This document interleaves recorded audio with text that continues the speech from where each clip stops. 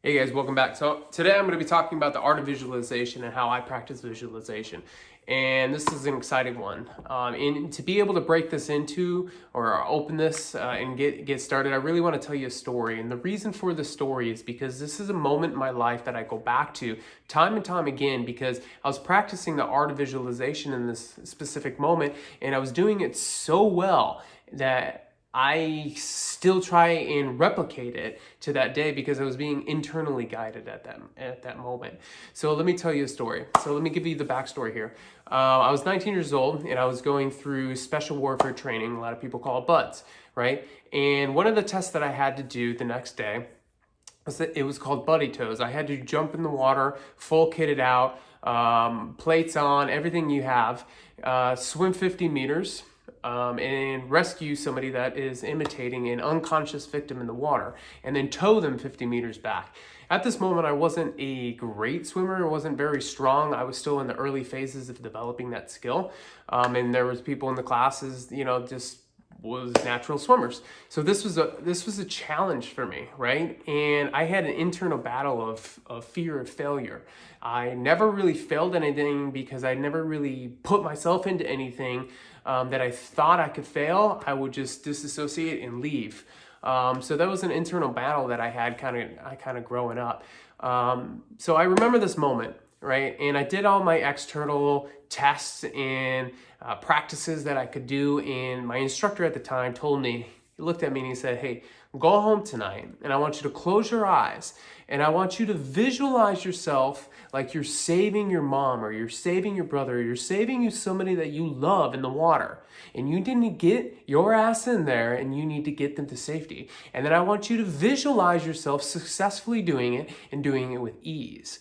And this really stuck with me. I literally went home. I've never done this before in my life. At 19 years old, I went home and I laid in the bed. I was so nervous. I couldn't sleep. I couldn't eat. I couldn't keep anything down. I was really nervous. And this was a pivotal moment in my life. And I laid there and I visualized me saving them.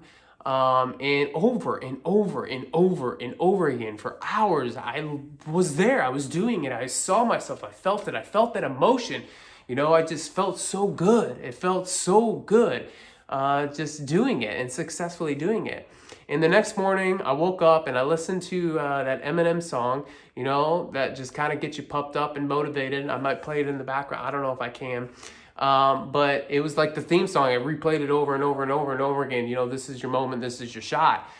Because at this moment literally marked the separation, whether I was going to move forward with my class or I was going to leave and I was going to go do something else. And I didn't understand or could conceptually understand that concept. I thought I was going to go back home and I've just never failed at anything before. So it was quite the journey. I had to get up in the morning. I got there. I got ready. I did everything that I was supposed to be doing. I stood in line.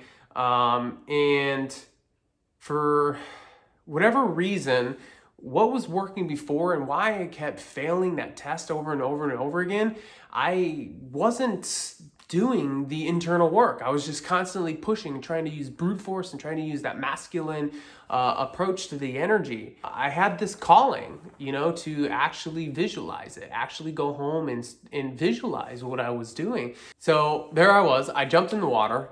I started swimming. I was swimming nice and easy, conserving my energy. I ate my Wheaties that morning. And they're supposed to fight like they were drowning. Like he's pulling at me, he's ducking me down, he's holding me underwater, trying to survive. And I just played it calm and cool. And all of a sudden, there I was. He was on my shoulder. He was on my hip, and I was just stroking and swimming, and I was just moving, and I felt the water move past me like I was like aerodynamic, just really waterborne. And I've never felt that stroke and that movement before. And before you know it, there I was. I touched the wall. I mean, it was in a blink of an eye. I like for 50 meters, it was over. It was gone. It was like I jumped into a vortex and I was at the finish line and I was done. And I got out of the water and the guy said, "Wow, why didn't you do that the first time?" He just swam off. And I got out of the water and that was their way of saying, "Congratulations, you did a great job." But instead he's like, "Why the F are you wasting my freaking time?" Right? So it's just funny. But I got out of the water. He said, "You're good to go. Get out of here," right? And I joined my class. And it was at that moment I had this epiphany. I had this moment, this spark when I got up, and I was like, I've been here before. I've done this before. I've seen this before. And it was because I laid in bed and I replayed it over and over again. And all I did was just walk to the beat of my own drum the next day. I literally laid the groundwork, laid the energy of what I was creating. And from this moment on, I started to incorporate that more and more, right? But this created a habit in me to start incorporating that. And once that habit kind of breaks and you lose it, you just go back to the masculine approach to things, right? And that's where I kind of lost it for, I mean, we're talking not 10 years, 11 years. You know, I never went really back to that framework until now when I'm more balanced spiritually and I understand the magnitude of being able to visualize, right? I'm a visionary, right? And if you're visualizing your life and you're creating a life, then you're a visionary, okay? And that identity alone in itself is extremely powerful. And just by that moment, I understand what it takes, right? It's not that much energy. It's not that much focus. It's just that you care about it. You care. You're motivated by it.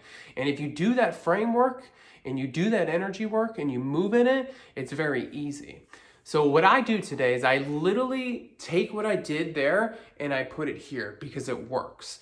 And I build a framework around it to build a habit so that I'm doing it constantly when I'm building something. So right now I'm building a course, I'm building a business, I'm building a movement, right? So those things take a lot of time and a lot of consecutive work and a lot of energy.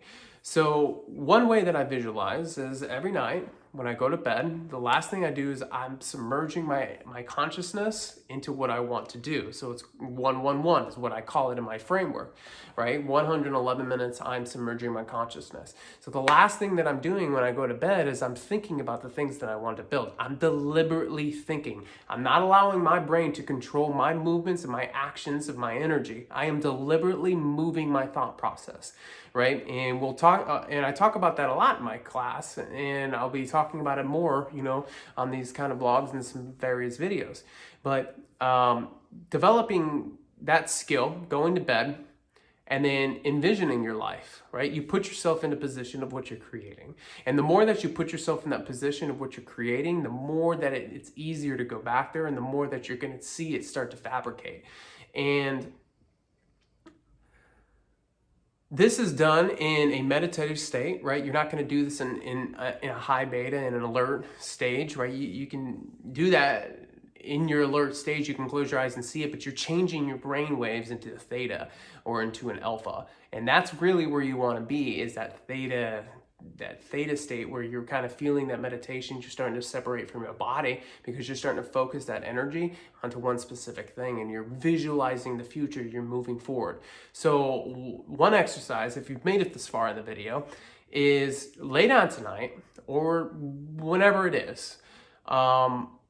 I do most of my visualization when I'm laying down, actually, because I allow myself to drift. But lay down tonight and close your eyes. Concentrate on your breath, slow your rate, stop your thoughts, and make the decision that you're going to think about your future. And put yourself in a blank room that's all white. And I want you just to paint on the walls. Paint on the walls what it is that you see in your future, what you want. Is it love? Is it money? Is it success? Is it houses? Is it cars? Is it spiritual abundance? Is it God? Is it whatever it is? I want you to paint it all over the walls, okay? And then the next day, I want you to go back and I want you to see what's there, what is left there. See if you can still see it. See how visual it is and vibrant it is. And we'll cover it in the next section. Remember, if you are creating your life, you are a visionary. And you're just one vision away from creating that into reality.